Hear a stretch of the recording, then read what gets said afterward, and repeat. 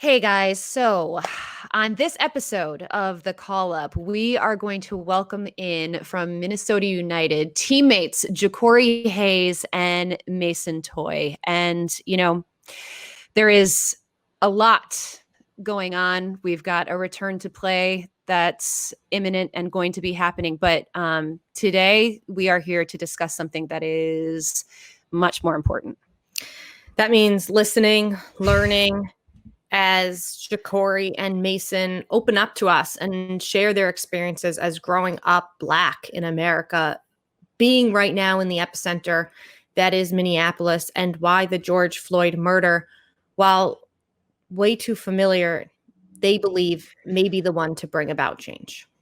Yeah. So this is obviously like really, really heavy stuff. So never mind the fact that there's a pandemic going on. Now we have this other pandemic that, to be honest, we've been facing for centuries, which is systemic racism.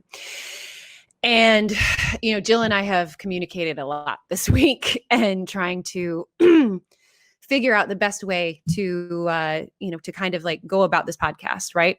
Because we have this platform. And for me, it's been a week of self-reflection and a lot of just looking internally. And I have been really, really confronted with and coming to terms with and reckoning with my whiteness and my white privilege, which is a thing. It is an actual thing that exists, and it shouldn't be something that like makes you offended. Like it is it's a fact. I was born white. I have white privilege. I can go for a jog. I can go into a grocery store. I can go to a restaurant. I can wear a hoodie. I can go to Central Park and watch birds if I want to. And I never have to fear about being in danger because of the color of my skin. And just kind of like realizing that I have had these blinders up and I haven't done enough. It's not enough for me to say like, I'm not racist, and I'm not, but that's not enough. I haven't done enough to be what is, considered an anti-racist. And that is actually like doing something, doing things and taking action. And I am, it doesn't matter that like your intentions are good, which is, is a good thing, but it's just not enough. And so I'm like committing myself to educating myself and recognizing that I haven't done enough, that I don't know enough. And I've just been like, kind of consuming a lot of information on social media and the news and books. And I came across, there's a woman named Blair Imani, and she's an African-American, identifies as queer. She is an activist. She's an author. She hosts a podcast, just a really, really strong voice in the Black community. And something that she tweeted out, and this just like resonated and kind of slapped me in the face. She said, "Many of you are new to this, but many of us are not.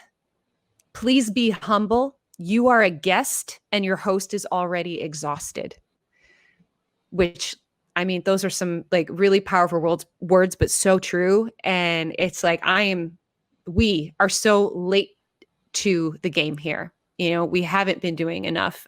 So I think just committing to getting the work done, educating myself, all of that process. And it's going to be a process and it's going to be hard, but like, that's on us, Jill. And that's part of what we're trying to do right now. And that is on us and us as white people to have these conversations amongst each other and to call each other out and to inform one another and to not just call on Black people. So I'll keep this short and sweet because Suze, as per usual, you said it so well and eloquently, and you wouldn't be my colleague and my friend if we didn't align on this. So, I appreciate your words. And yeah, it's not enough to say I'm not a racist. I need to learn and be an anti-racist as well. And I'm working on that.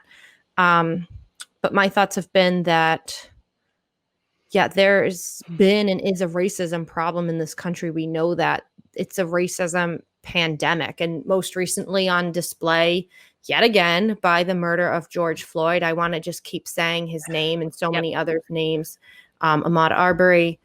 Breonna Taylor, and I'm sickened by it. I've spoken out against it, met my fellow community members in the park to protest it. But who gives a crap? That's not enough. And I'm starting to learn that, like many of us, it's not enough. It's not even close enough to just say, oh, I'm not for this and I'm with you. You know, we need to acknowledge our own white privilege. It's not Black and brown people's jobs to get me up to speed.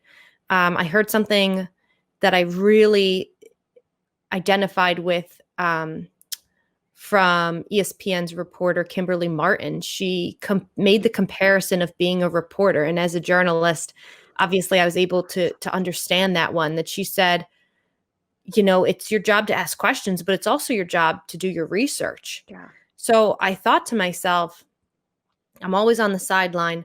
I would never walk up to a player and start asking him for hours about his biography and to rattle off his Wikipedia page before I started asking some questions. And I need to do my research. I need to read. I need to look things up. I need to call people out and keep watching the game and be involved in the game, because this game is so far from over. Yeah. And it starts with, but it sure as hell doesn't end with listening. One of the goals of this conversation for us and for the people that are listening, like, we want to have a conversation, and we want it to be an open conversation. And so for you guys who are number one in Minnesota, you know, where the murder of George Floyd happened, where this whole thing kind of kicked off, I want to ask each of you individually, where is your head at right now? What is on the forefront of your mind right now? And Jacori, we'll start with you. Yeah, my mind is looking forward, trying to figure out what action that I need to do and what needs to happen as a community to you know, improve the situation and move forward from this. You know, immediately when it happened, I had to process my emotions for a few days and kind of think through how exactly I was feeling. And, you know, I described it as feeling numb. Just, you know, it was just the like a cycle is happening again. It's, you know, it's another name to learn. It's another death. So all that is terrible. And my mind right now is working towards figuring out how we don't have it happen again. And so it's looking in the mirror, seeing what I can do as a Black man to, you know, make sure it doesn't happen again, and educate as many people as possible, and, you know, reach out to the community, whatever the steps may be, but ensuring that just ensuring that it doesn't happen again, and making sure I have some action now. Yeah, Mason, what about you? I mean, you know, similar to Jacori, when this all happened, again, you know, I felt the exact same emotions, you know, numbness, just kind of feeling hopeless and helpless, and just a lot of sadness and anger. And I had to kind of figure out and get my emotions intact, and kind of figure out, you know, like Jacori said, what I can do, again, yeah, as a Black man to help this cause and to continue to promote change and to really try to make a difference. And again, like Jacori said, to figure out a way so this doesn't happen again, and keep this conversation going, and not to let this die down, but to keep it going so that, you know, we can make strides in this country, because there definitely needs to be some change, a lot of it. One word you guys both used is educate. And I think as we've tried to, as white women, educate ourselves about our own white privilege over the last now week plus, we're late. We're late to the game. Not being racist, saying, well, I'm not a racist, it's not enough. And I think we're just starting to understand that that's not enough to just have your Black friends and coworkers and that they're my friends, they're my coworkers. It's not enough. You know, I heard the analogy from Kimberly Martin on ESPN. She said, well, you're a reporter. when you go in the locker room, naturally you have questions, but I wouldn't go in that locker room and also ask the player to read me his entire Wikipedia page. So it's our job to get ourselves caught up. When you use the word educate, how do you approach that? And is it Black people's jobs to explain to us white people? Because it's not, but you guys both here sitting here wanting to use your platforms. Where's the balance? All right, I think. you go ahead. I mean, you can go first. You can go first, Corey. You can go first. Yeah, it's a big burden. Like you said, it shouldn't be our responsibility to educate other people.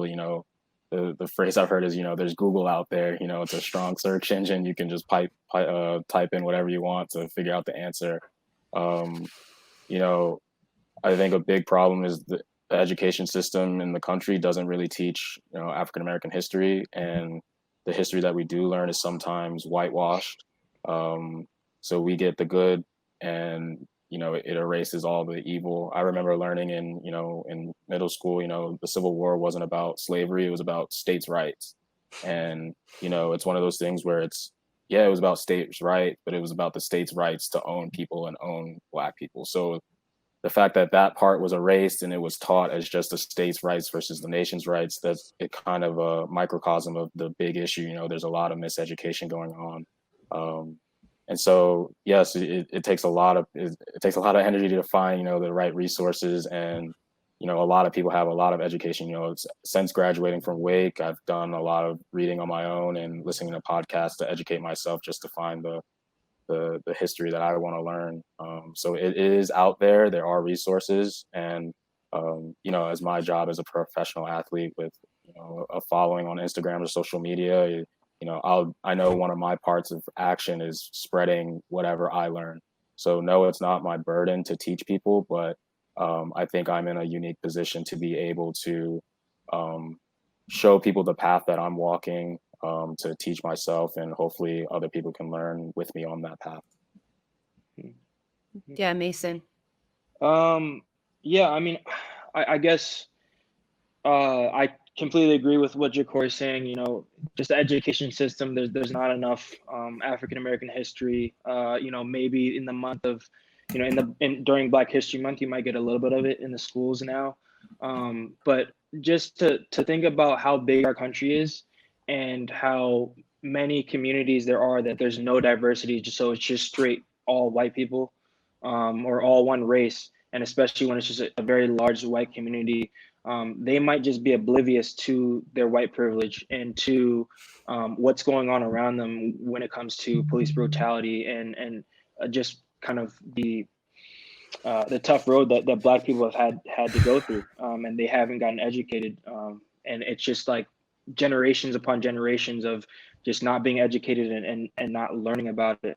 So I feel like, even though, like Jacori said, it shouldn't be our burden, I can't sit here and be quiet. I need to speak out and to try to educate these people that may have been oblivious to their white privilege, that they do have it, and try to teach them, why they have it, and then try to teach them, what we have to go through on a daily basis, when it comes to things like that. So I'm not going to sit here and say that everyone knows about it and they choose to ignore it, because there definitely are people that are like that, but there's also people that just have no idea, and they need to be educated. And I think that what's going on in this country right now is a positive, because there's no way to ignore it, because it's everywhere.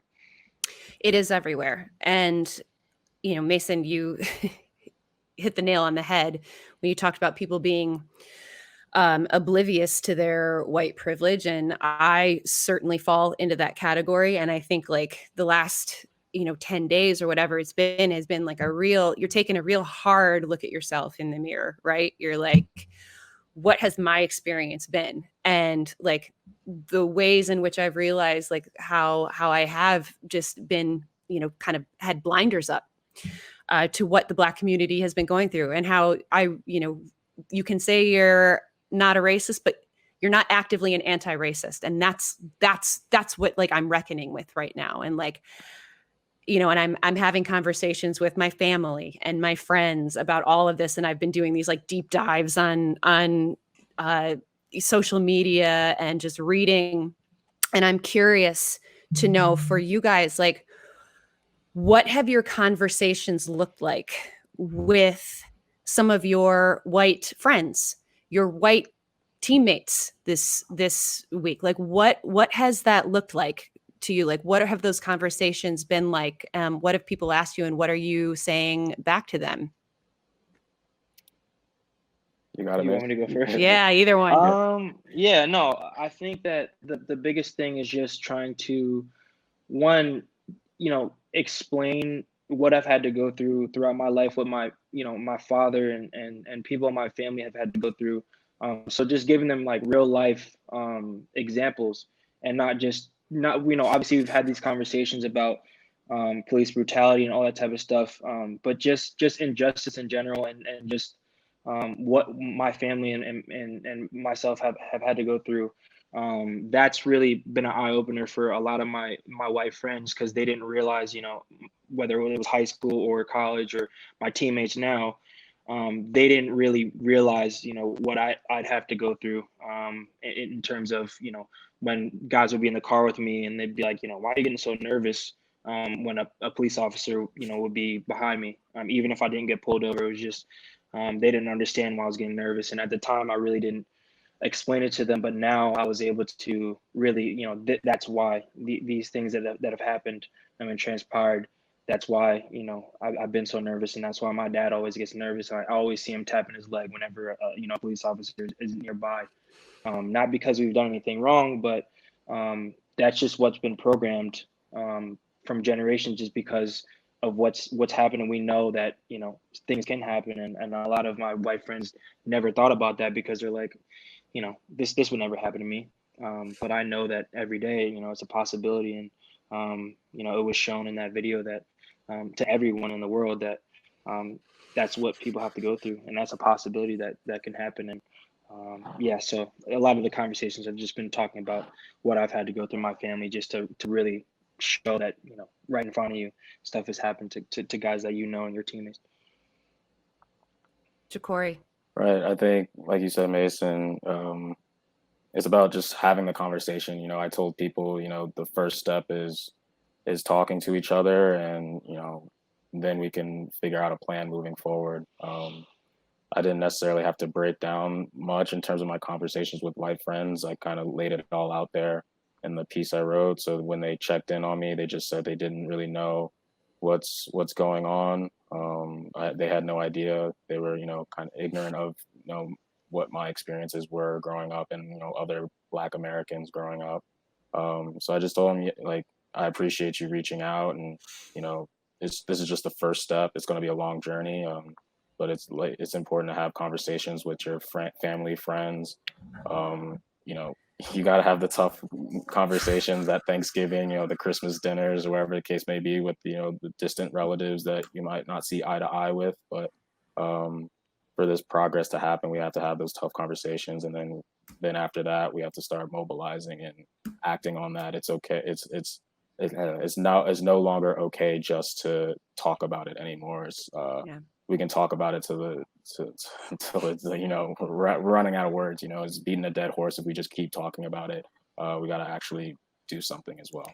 You mentioned doing something, and Mason used the word that there's some positives coming out of this, and the names go on: Ahmaud Arbery, Breonna Taylor. Like, it's never ending, and we get mad about it on the news for 5 or 6 days. And I think when hopefully this is in history books, people will look back and see, for lack of a better word, the perfect storm. That I hope the change that comes out of this is the idea that there's a pandemic going on, and people are not caught up in their own crap all the time, and they have a little more time to focus and mobilize. And we've been here time after time after time, but you both seem to have hope. Why do you think that this time is different? What do you think we see come out of this? I haven't seen this much activity on Instagram or social media in past murders. So I think that's a promising sign that there's a lot of people eager to learn and change the situation. Because like you said, we've had a running list of names that you forget some of them but they just happened a couple years ago, which is terrible. You know, it's that many names. And so, you know, the type of action we can talk about, you know, getting out to vote, registering people to vote, and making sure your voice is heard. And, you know, Barack Obama put out, you know, even voting in your local elections, you know, that's probably even more important than sometimes the presidential election, you know, which we all focus on. But your local elections, you can have a real impact and a direct impact to, you know, the police force and whatever is happening locally in your city. You know, this event's kind of made me like pop whatever bubble that I've been in as well. You know, there's looking in the mirror, there's more that I can do to help people that are in a lesser situation than I am. Being, you know, a Black middle class man, like there's some things that I don't even see that's going on to those in the lower parts of society. And there's, you know, I'm in a precarious position because I can slip down into the lower class at any second.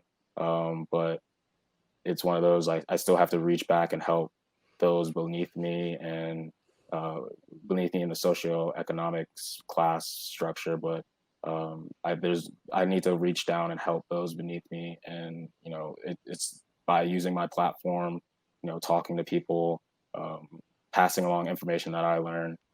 So there's many things, and this whole situation has opened my eyes that I need to, and I should be doing more. Yeah. You know, I you know, off of Jacori, you know, the same thing with me. You know, this has popped my bubble, and I know that I need to do more and step up, and be more of a leader and more of a voice. But for me, the reason why I think this is a turning point, is because I don't think we've ever seen this on a worldwide level of everyone getting behind a cause, everyone being like, this video has you know, gone across the world. We see, you know, people doing stuff in New Zealand, and obviously, you know, you have some of the biggest clubs in the world like Liverpool and Chelsea, and, you know, names go on and on, that are putting up posts, you know, saying Black Lives Matter, which is unbelievable because, you know, obviously this has been happening for, you know, for you know, for as long as we've been here. You know, there's been injustice, but now we're seeing change, and we're seeing people across the world realize that there's a problem. Obviously, a major problem here in the United States, but there's a problem with racism in the whole entire world. And they're getting behind it, and they're supporting it, and they're bringing it up, and they're bringing it to light. And I think that's the greatest thing, is to not ignore it, but again, bring attention to it. So this worldwide attention that it's getting is unbelievable. So I think that's probably the reason why I think this is different than a lot of other situations. Your teammate Iko Para has been, you know, very vocal on social media about just the Black Lives Matter movement and support for George Floyd and his family. He actually went to visit the murder site, which is like 6 miles away from where you guys play at Allianz Field. And, you know, I won't say it as eloquently as he did, but it messed him up, is what he said when he went to see that. Have you guys thought about, you know, sort of the emotions that you might have, you know, as you're living and existing in Minneapolis, where this kind of kicked off? Do you have any inclination to go visit? Is it too hard? Like, how does that make you feel right now? And also, I think to add on to what Sue said, something that we were talking about before you guys came on was like, could you imagine that it's gone through your head? Like, I've driven down that street. Yeah. Yeah, I mean, this one hit a lot harder for me, because obviously there's been stuff that's happening. You know, I'm from New Jersey, and there's been stuff that's happened in New York, in the city, but the city's so big.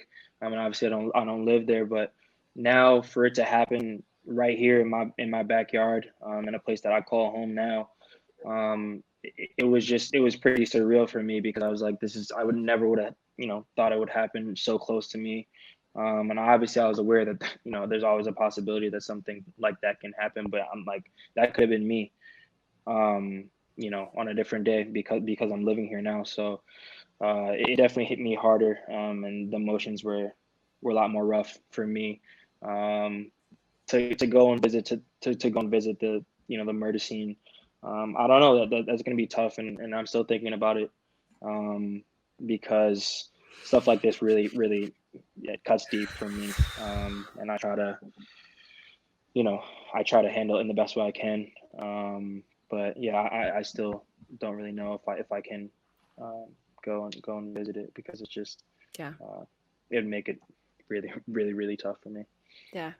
Right. Yeah, I'm in the same position. I don't think I'm ready to go see it firsthand yet. And like I said, you watch this guy's last moments on this earth, and you saw him crying out, and I don't think I'm ready to like revisit those emotions and revisit seeing that in person. Even driving downtown, I was on the other part of downtown, and it's chilling to see, the National Guard there with their automatic rifles, walking through the street, and, stores are boarded up, and you see the graffiti of, his face and the words.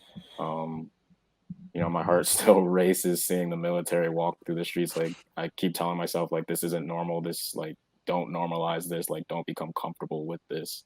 And I don't think anyone in this country should, or, they shouldn't feel comfortable having military walk around the downtown areas. And it's even tough just going downtown, to be honest, even not even close to like where he was killed. So I'm definitely going to need more time, and I don't even know if like I will ever go down there and see it. Everyone deals with things so differently. For Jacori, it was helpful for you to put out that statement. You were one of the first people in the soccer landscape, I was like searching for people's words, and, I found yours. I found it so moving. 2 questions. What was that therapeutic for you to put it in writing? Whereas for some people, we've talked to, they're like, I'm not ready to talk about this yet. And for the 2 of you, you're here to talk about it. What helps you right now? And then second, I'll ask, what questions are we not asking? So what helps you? And then we'll get to that. Yeah. What's helped me, the reason I wrote it, a couple of my friends reached out to me and said that I should say something on the event.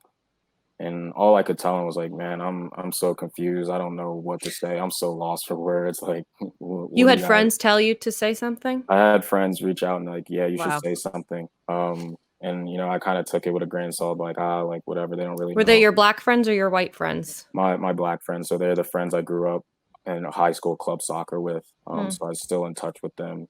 And then the next morning, a member of our media team, reached out to me saying, the club is behind us, and if there's any words or things that I want to say, the club will amplify it.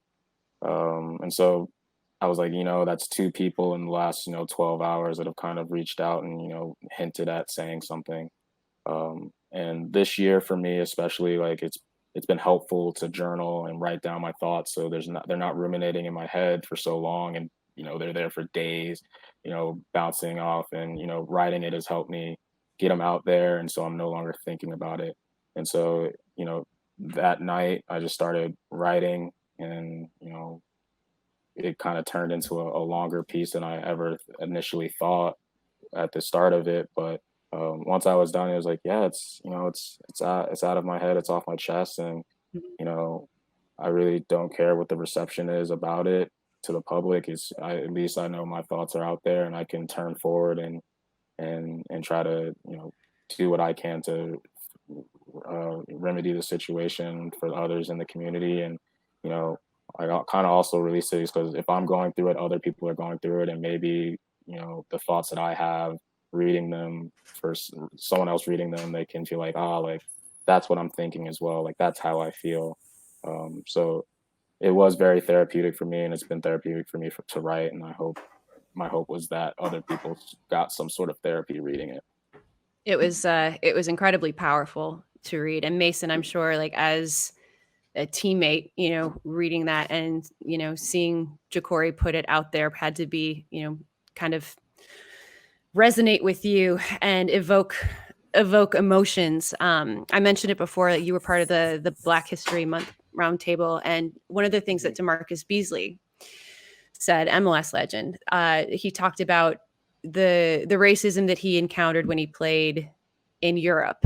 And like looking back, he wished that like he had kind of used his voice more to shed a light on it so that people were aware of that it was going on.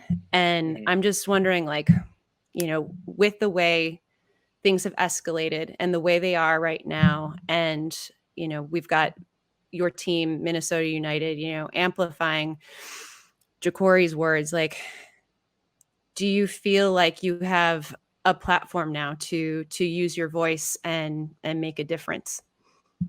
Of course, and again, you know, like we've said, you know, everybody, you know, gets involved and use their, you know, they use their platform and use their voice in different ways, whatever they feel comfortable doing.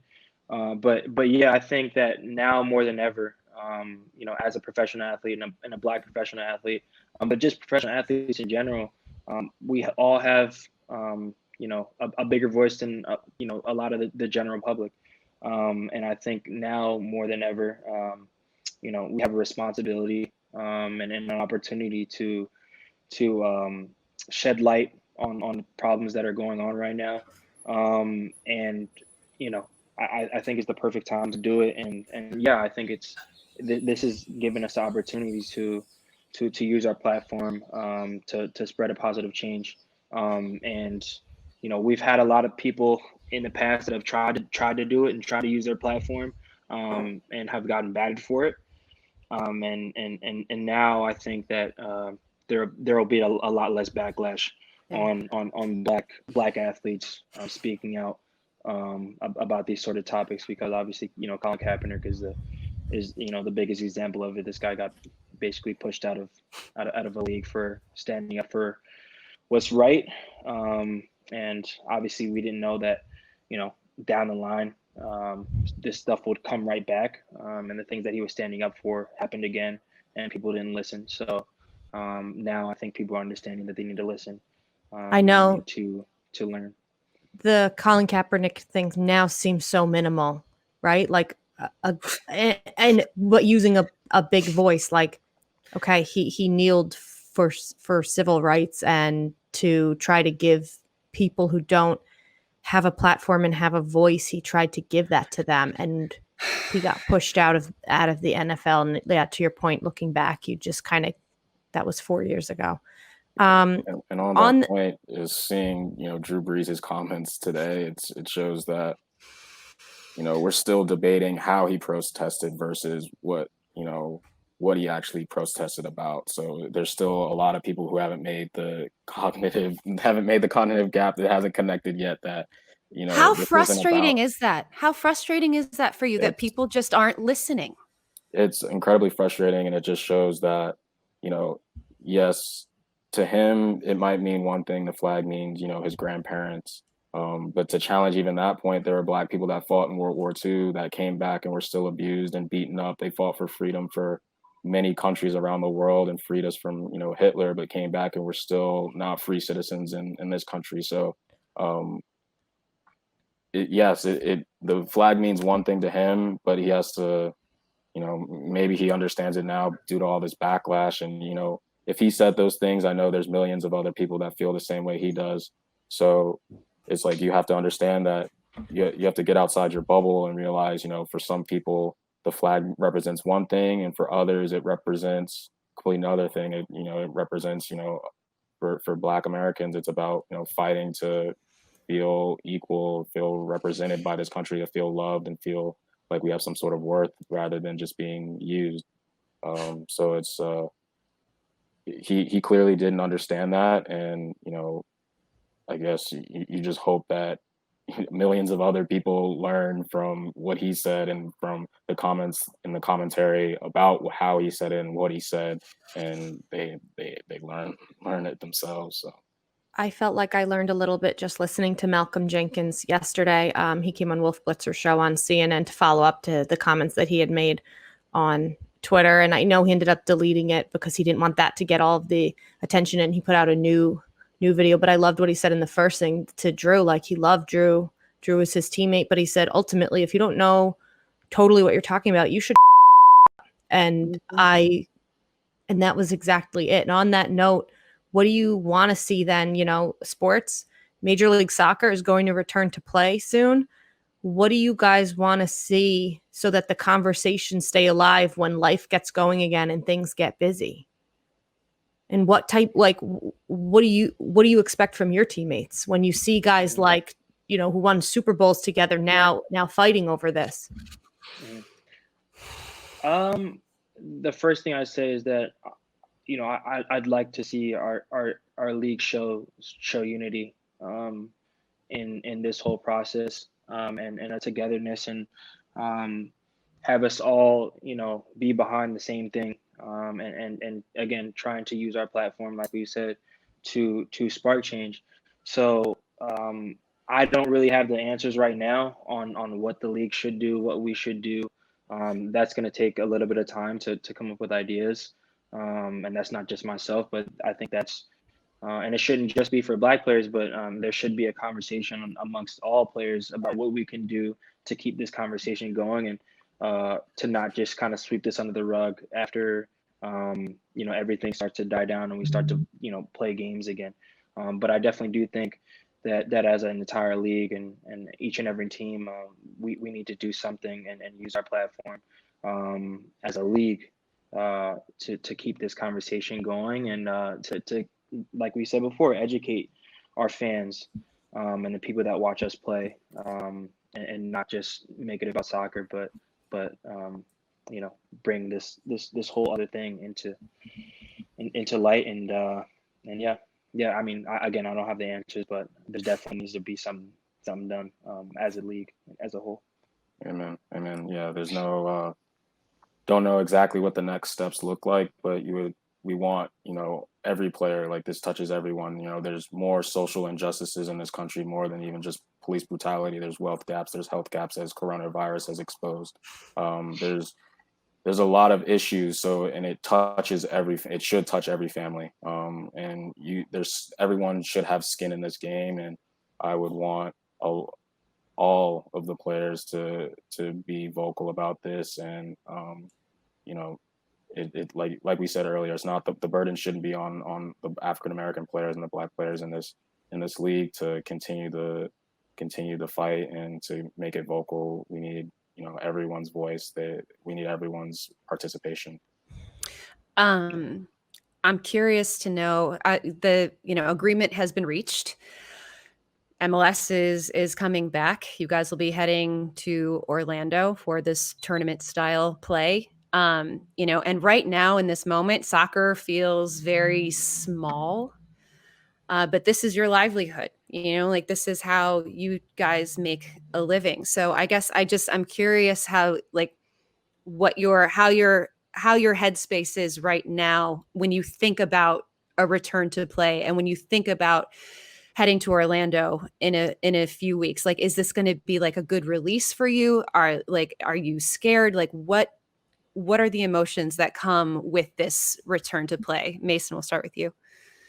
I mean, obviously it's excitement, because this is a game that I love, and I know all these players, we love the game, and we love competing, at the end of the day. So being out for so long and not being able to compete, and just kind of competing with yourself, it's been tough. And to be able to get back out there and start playing against people, and start competing against other teams, I'm ecstatic for it. So just for the game alone, I'm just happy to have it back, and happy to be able to compete again, and just play the game I love. Obviously, it's going to be under some different circumstances, on and off the field, which will be tough, and which will be a new challenge. But again, at the end of the day, I'm just happy that we're able to get back on the field, and get back to competing, and obviously trying to win. Yeah. What about you, Jacori? Yeah, it's any time on the field is a momentary escape from whatever's going on around in the world, and for those 90 minutes, or however long training is, nothing else really matters. It's just about competing and trying to get better and having fun ultimately. So hopefully with these games, the fans can have that moment, there's a lot going on, with everything going on with the murder and coronavirus, and there's a lot that people are going through. So hopefully we can give them a momentary escape mentally, because it is mentally exhausting to try to think through and see what your place is in all of this and how you can help. So having a mental break and recharge the batteries, a little escape, it's massive, not only for us players, but I'm sure any fan of MLS soccer.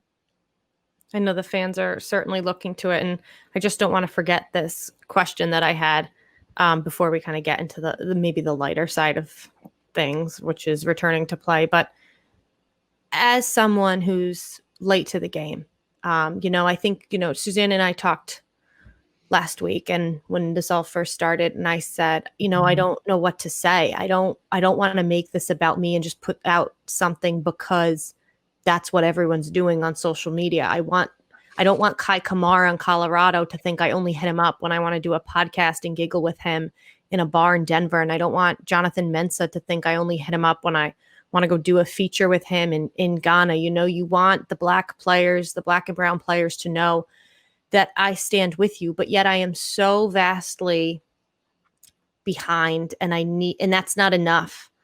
So what I want to know from you guys, and again, I know you don't have all the answers for me, but yeah, here I come to you for answers, is what are some of the questions that, like, you're just sitting there and you're like, you didn't ask me this, or, what are some of the things that we should be asking that we're not, or when some of the things maybe you've had to roll your eyes at. I'm in a place now where I'm more comfortable with being uncomfortable, because I know that's the push that I think a lot of people need. Yeah. So like, have at me. Jacori, you want to start? Yeah. How much time you got? Yeah, no questions are really coming to mind right now. I wish I had some time to prepare, but I think hang up. it's something that Mason and I talked about even earlier today. Is you can sense when someone's genuine. You can sense when it's coming from a sincere place, and people are actually putting in the right effort. Like it's something you can't really put words, so you kind of just feel it. Yep. And I just want to stress that, everyone has their own lane in this fight. Some people are out on the streets marching. Some people are, you guys have this podcast. You guys reach, thousands of ears. People press play and listen to your voices all the time. And, some people are teachers. Some people, everyone has their own role in this thing. So, I think whatever your role is, you do your best in that role and try to make a difference. And, people will sense whether you're making a genuine effort or it's, you're doing it now for the next 2 weeks because it's cool. And, Instagram, you'll get some likes on Instagram, you'll get some reposts. But people can tell if you're genuine. So even if you're asking questions of people, you can tell them, hey, I've done this research. I've kind of looked into this thing. What are your thoughts on that? Maybe that's a better introduction than, hey, what should I read? So it's like putting in a little legwork yourself beforehand. And at least if you're hitting me up, I'm like, oh man, like you've read this, and this, like, I have some book that you should read. Oh, I haven't read that. Like, what were your thoughts on it? And it creates more of a conversation than, okay, give me 5 books to read, give me 5 podcasts I need to listen to. And then maybe or maybe not, you actually read them. And we never have a conversation again. So I think doing some initial legwork yourself, and then, just being genuine and being true to like whatever your role is will be massive, and people can tell. Yeah. So, I mean, yeah, exactly. What we talked about today was just the first thing is just be genuine. And we'll know if it's from the right place, and you'll know personally if it's coming from the right place. But for me, I think just asking questions. I don't really think there's many dumb questions that you could ask if it's coming from the right place. If you're just trying to learn, I think the one thing I would say is don't ask to touch our hair. I think that's like the one across the board. Just don't ask that one. But that's besides a smack. that, that's a hand smack. Stop it! Yeah. Wait, people have asked to touch your hair. Yeah, you'll be surprised the amount of times. That's across the board. I guarantee you, if you ask every single one of these players, at least one time somebody's asked to touch their hair. Wow. I'm trying to So, think. Yeah, yeah. I'm like, I would be No like, one's ever asked to touch my hair. This is another thing that is white privilege. It's never Yeah. happened to me. So you would never know, but yeah. So that's that across the Wow. board. Stay away from that question, but other than that, honestly, I think that again, like Jacori said, and like we were talking about earlier, I mean, if it's from the heart, if it's genuine, and you just want to learn more, ask the questions. But I think besides like reading books and listening to podcasts, the easy thing to do is ask your Black friends, ask your peers, ask your coworkers, about their lives and about what they've gone through, Mhm. and things of that nature. To really, you're first of all, you're gonna learn more about them, but you're gonna get a firsthand view of somebody um, you know, going through things that we're talking about now, and I think that will open your eyes more than any book or anything or any podcast, is your peers and your friends, talking about things that they've had to go through and their struggles. But I think that there's not just like a couple perfect questions that you can ask that the light bulb is gonna flicker and then oh, I get it now. I think it's just Yeah. just asking questions and being genuine, and really wanting to learn and wanting to change. I think that's it for me.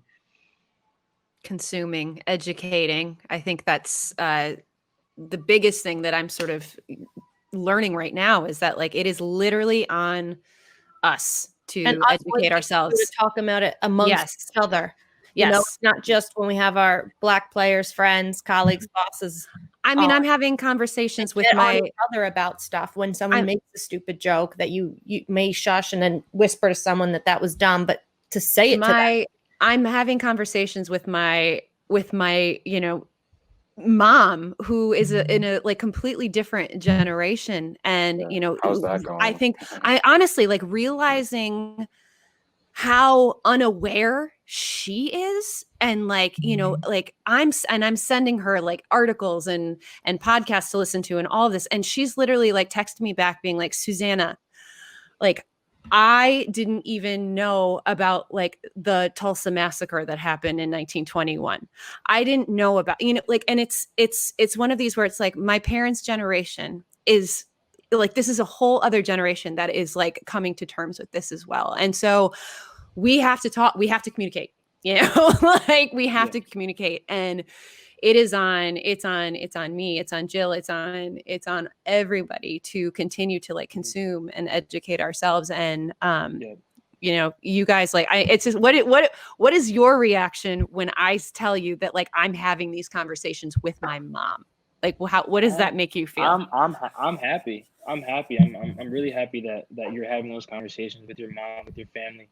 I think that's something that doesn't happen very often. I think you'll like Jill said, it's not just having those conversations with your Black friends and coworkers and things like that. It's having the conversations with your family, and with the people of the older generations, because obviously they're accustomed to doing things. But Jill, what you said earlier, I really liked is when somebody says something dumb or says a dumb joke, or a hurtful joke, and it's just you and your friends, that are all white, calling them out, and not being afraid to bring up uncomfortable topic or uncomfortable situation, but really just standing your ground. And obviously a lot of people say you can talk the talk, but you got to walk the walk as well, and that comes with that. So many of us have to walk the walk now. Exactly. I think that's a really big thing. So. Myself included, because I know, and kind of what I'm alluding to is, let's say you're at a bar and you're with your 2 or 3 best friends, and you're like, well, I don't hang out with racist people. Like, these are my friends. I it's like you marry and you befriend people that share your morals and your values, sure, but then they bring their friend, and the friend makes a stupid joke, and then you get in the car and then you all discuss it in the car, but you didn't discuss it in the moment, and you always regret it. And that's one of when people say, what are you going to do? I'm going to be much more educated in, when I go to the ballot box and who I'm voting for. I'm not just going to check down based on, what their political stances are, but also, and I don't care about being uncomfortable and ticking people off, because I got some work to do and I got to wake up. Yeah. You guys have been just it's so generous with your time and your knowledge and your wisdom, and just, you know, I think this is, you know, we're just scratching the surface really of the education that the entire world really needs right now in this moment. So I just want to thank you guys from the bottom of my heart for you know, kind of helping steer this ship right now, and for using your voice and for allowing us to hear it. It's so important, and I am just beyond grateful. No worries. No worries. I mean, I think, yeah, thanks for having us. But I think me and Jacori both are glad that you guys are stepping up and you know, trying to change yourselves and change the way you guys are thinking. Yeah. And taking those steps. I think that you guys both should, you know, be happy with yourselves that you're actually being one of those people that are trying to make a change and not ignoring it, but talking about it. So you know, we can thank you for that as well. Obviously, we shouldn't have to, but No. yeah, I'm glad that you guys. Yeah, you shouldn't have to. to. You guys are doing it. Yeah. Don't give us any credit yet. Yeah, We're exactly. gonna all check back It in is what it is. 6 months. And Yeah. I know Susanna and I have made a conscious effort and discussion that, you know, we're, you know, This is sometimes an like ongoing we had conversation. CJ Song on a few weeks ago, and we were on the fence about asking him about when he got charged, and then the charge was dismissed of DWI, and he was pulled over, and he'll tell the story, because he was a black guy driving a nice car in a Philadelphia neighborhood. And we were so on the fence about asking him, because it was like, well, we don't want him to think we're just having him on. Yeah. I mean, CJ's got a lot going on, so it's like there's a gazillion reasons to have him on, because he's such an interesting guy. But I was like, I don't want him to think we're just like going to ask him about that or this and that. And he opened up to us. He told us the whole story. And what I learned from that is, yeah, you might have someone say, I don't want to discuss that. I'm not comfortable with it. But for every 5 people that maybe don't want to discuss something, which is their right, it's okay for me to feel uncomfortable for 5 people to tell me I don't want to talk about that experience I had, because when someone does share it, that's the stuff people need to hear. Yeah. So I appreciate you guys. I love you guys. And I can't wait to see you in real life. I know. We're gonna give each other a big hug, and Suze, I think we'll still be doing like distance hugs. Yeah, it might be an mask on. Yeah, it might be an elbow. All right of now. that, exactly. Clear us up, maybe. I don't know. Little elbow bump, all of that. But you guys, you know, as you get ready to return to play, just please know that we are with you 10,000%. Thinking about you, praying that you guys stay healthy and safe down in Orlando. And again, like, let's just have this be a conversation that keeps on happening. Okay. We're gonna revisit this. And I'm just so grateful to you both.